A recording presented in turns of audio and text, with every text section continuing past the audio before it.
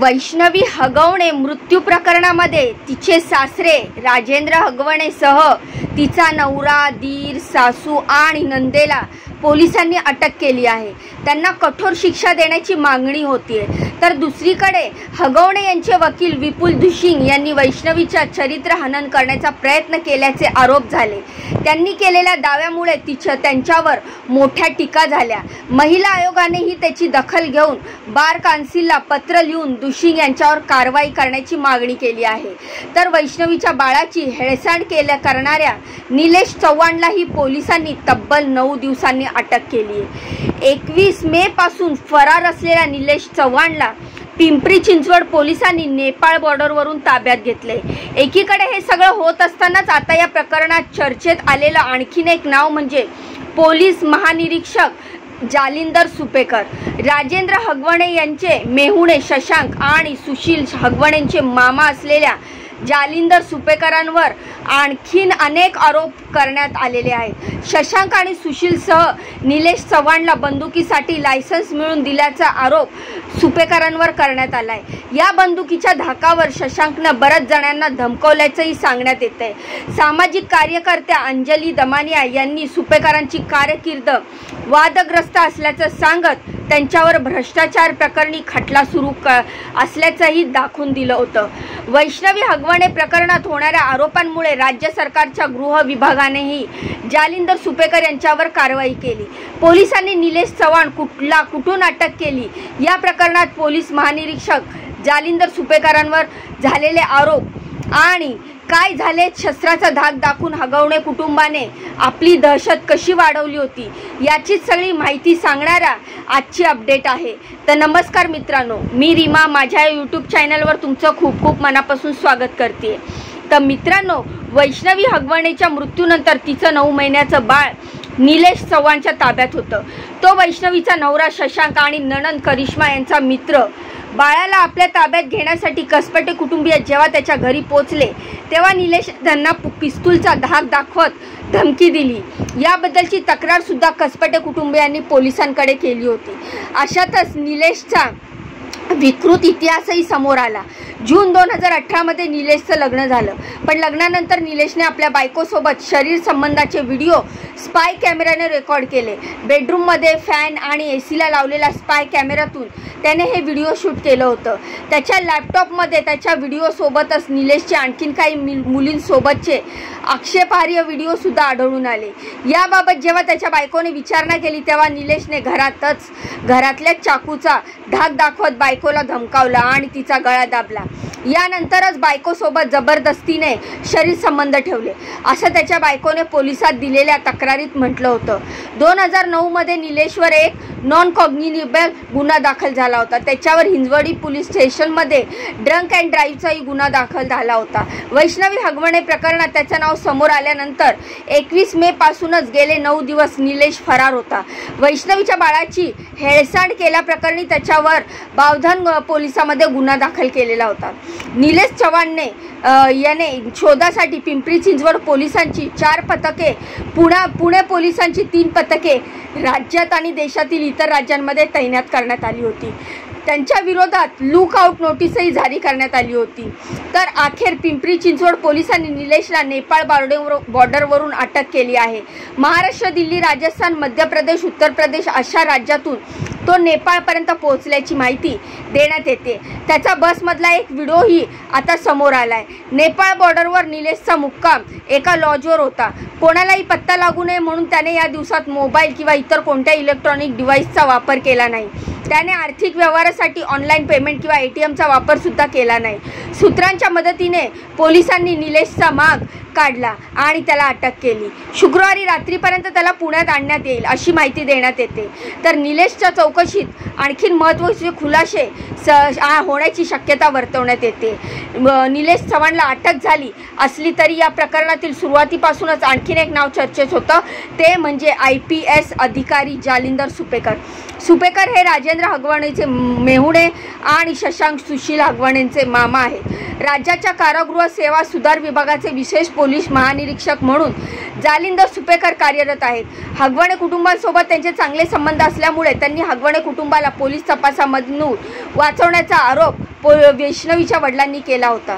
हगवणे आणि सुपेकरांच्या ओळखीमुळे पोलीस यंत्रणा दबावात काम करत असल्याचाही आरोप करण्यात आले. सामाजिक कार्यकर्ता अंजली दमाने यांनी सुपेकरांवर गंभीर आरोप केले आणि वैष्णवीचं बाळ आणण्यासाठी केलेल्या कसपटे कुटुंबातील व्यक्तींना ज्यांना बंदूक दाखवून धमकावलं तो निलेश चव्हाण जालिंदर सुपेकर यांनीच दिलेल्या बंदुकीच्या परवानामुळे धमकावत होता.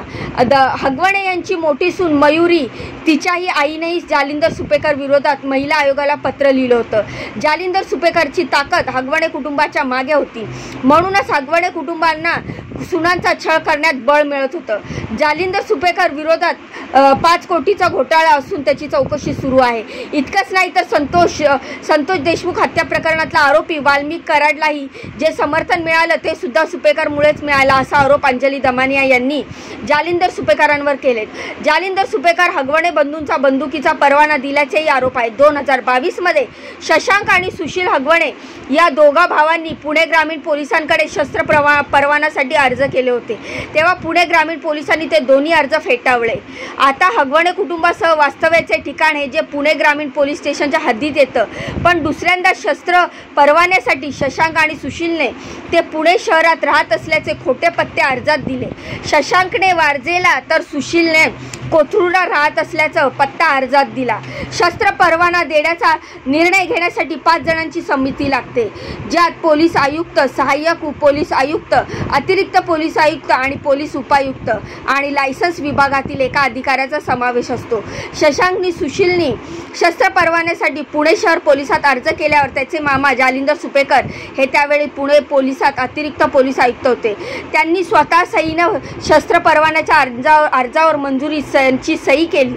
सुपेकर यांनी त्यावेळेचे पोलीस आयुक्त अमिताभ गुप्ता यांच्याकडून भाच्यांचं शस्त्र परवान्याची फाईल मंजूर करून घेतली आणि नोव्हेंबर 2022 मध्ये परवान्यावर सही केली. असे त्यांच्यावर आरोप आहेत. चुकीचे पत्ते देऊन शस्त्र परवाना मिळवल्याबद्दल शशांक हगवणे विरोधात वारजेत तर सुशील हगवणे विरोधात कोथरूड पोलीस ठाण्यात गुन्हा दाखल करण्यात आला आहे. शशांक आणि सुशील हगवणेला बंदूक मिळाल्यानंतर त्यांचा रुबाब आणखीनच वाढला. हगवणेंच्या भुकुम आणि मूळ गावातील लोकांना याबाबत प्रतिक्रिया दिली होती. शशांक आणि सुशील हे दोघेही पिस्तूल घेऊन गावात फिरायचे. जेव्हा शशांक आणि वैष्णवीच्या लग्नाची वेळ आली तेव्हाही वैष्णवीच्या वडिलांचा या लग्नाला विरोध होता. त्यांनी वैष्णवीसाठी 2 स्थळंही पाहिली होती, पण शशांकने पिस्तुलीचा धाक दाखवत त्या दोन्ही मुलांना वैष्णवीच्या सोबत लग्न न करण्यासाठी धमकावलं होतं, असा आरोप वैष्णवीचे वडील आनंद कसपटे यांनी केला आहे. त्याच बंदुकीचा धाक दाखवून शशांकने एका व्यवहारामध्ये 11,70,000ची फसवणूक केल्याचा आरोप आहे. पुण्यातल्या खेड तालुक्यामध्ये प्रशांत येळवंडे यांनी शशांक हगवणे आणि त्यांची आई लता हगवणे या दोघांविरुद्ध चाकण पोलिसांमध्ये तक्रार दाखल केली आहे. शशांक हगवणेनेही JCB व्यवहार प्रकरणी 11,70,000 रुपयाची फसवणूक केल्याचा आरोप प्रशांत येळवंडे यांनी केला आहे. मार्च 2022 मध्ये प्रशांत येळवंडेचा हगवणे कुटुंबासोबत 24 लाख रुपयांना JCB खरेदी केल्याचा व्यवहार झाला. सुरुवातीला प्रशांत यांनी शशांक हगवणेला 5 लाख रुपये रोख दिले, पण माध्यमांमध्ये असलेल्या बातमीनुसार या JCBवर आधीच 19 लाखाचं इंडनसन बँकेचं कर्ज होतं. त्यासाठी दरमहा 50,000चा हप्ता भरावा लागत होता. ही गोष्ट लक्षात आल्यावर हप्त्याचे पैसे लता हगवणे यांच्या खात्यात जमा करण्याचं शशांक आणि प्रशांत यांनी ठरवलं. दर महिना 50,000 प्रमाणे प्रशांत येळवंडे यांनी एकूण 11,70,000 रुपये बँकेचे हप्ते म्हणून लता हगवणे यांच्या खात्यात जमा केले होते, पण हगवणे कुटुंबाने मात्र ते पैसे स्वतःसाठी वापरले आणि बँकेचे हप्ते चुकवले. त्यामुळे ऑगस्ट 2024 मध्ये बँकेने प्रशांत यांच्याकडून JCB जप्त केला. पुढे शशांक हगवणेने तो JCB बँकेकडून सोडवून घेतला, पण प्रशांत येळवडे यांनी मात्र ते पैसे दिले नाही. प्रशांत येळवडे यांनी सुरुवातीला 5 लाख रुपये कॅश आणि नंतर हप्त्याच्या माध्यमातून 11,70,000 रुपये जे दिले होते ते प्रशांतने शशांकला दिले नाही. शशांक हगवणेंनी प्रशांत आणि यांना JCBचा ताबा दिला ना भरलेले 11,70,000 रुपये परत दिले. व्यवहारात आपली फसवणूक झाली हे कळल्यावर प्रशांत जेव्हा पैसे मागण्यासाठी शशांककडे गेले तेव्हा शशांकने बंदुकीचा धाक दाखवून धमकावल्याचा आरोप प्रशांत यांनी केलाय.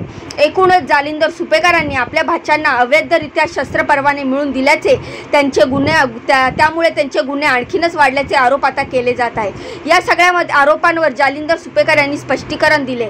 माझा वैष्णवी हगवणे मृत्यू प्रकरणात कोणताही संबंध नाहीये। गेल्या 2 वर्षापासून माझी नेमणूक प्रतिनियुक्तीवर तुरुंग विभागात झालेली आहे। कार्यरत पोलीस दलातील कोणताही घटक हा माझ्या अधिपत्याखाली येत नाही, त्यामुळे मी कोणालाही सूचना देण्याचा संबंधच येत नाही। ज्यावेळी शशांक आणि सुशील हगवणेंना शस्त्र परवाना मिळाला त्यावेळी अमिताभ गुप्ता तत्कालीन पुणे पोलीस आयुक्त होते, त्यांच्या परवानगीनंतर मी फाईलवर सही केली, असं म्हणत सुपेकरांनी आपल्यावरचे आरोप फेटाळलेत। वैष्णवी हगवणे मृत्यू प्रकरणात जालिंदर सुपेकर यांच्यावर आरोप झाल्यानंतर गृह विभागाने सुपेकरांवर कारवाई केली आहे। जालिंदर सुपेकर यांच्याकडून नाशिक, छत्रपती संभाजीनगर आणि नागपूर या 3 महत्त्वाच्या कारागृहात उपमहानिरीक्षक पदाचा अतिरिक्त कार्यभार तातडीने काढून घेण्यात आला आहे। एकंदरीतच वैष्णवी हगवणे मृत्यू प्रकरणामध्ये जालिंदर सुपेकर यांच्यावर कारवाई करण्याची मागणी होते।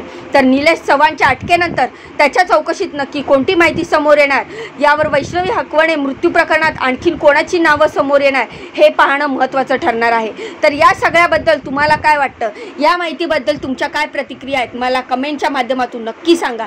जाण्याआधी व्हिडिओला लाईक करा, चॅनलला सबस्क्राईब करा, तुमच्या या बहिणीला पुढे जाण्याचा एक चान्स नक्कीच द्या। तर भेटूया पुढच्या माहितीमध्ये अशीच नवीन महत्त्वपूर्ण अपडेट घेऊन। तोपर्यंत स्वतःची काळजी घ्या। बाय बाय आणि नमस्कार।